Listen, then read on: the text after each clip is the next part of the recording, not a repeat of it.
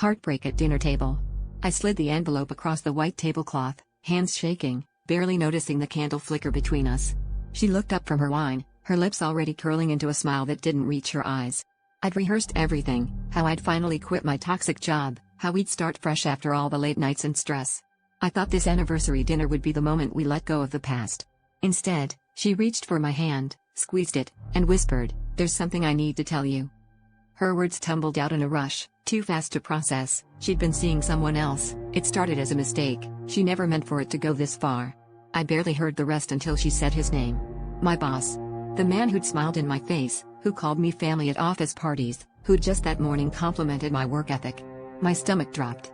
I wanted to shout, throw the wine, walk out, anything but sit there staring at her as she waited for my reaction. The restaurant's hum faded into a dull roar in my ears. She started crying, drawing stares from every direction, telling me she'd felt alone, that I'd been distant, always working, always exhausted.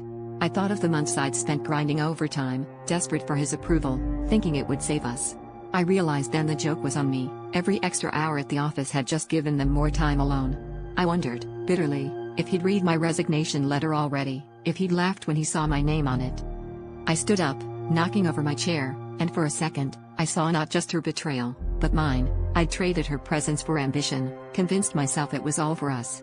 I left without a word, the envelope unopened on the table. Outside, the city pulsed, uncaring. I'd lost both her and my job in the same breath, and for the first time, I didn't know if I was angry at her, or at myself for never seeing any of it coming.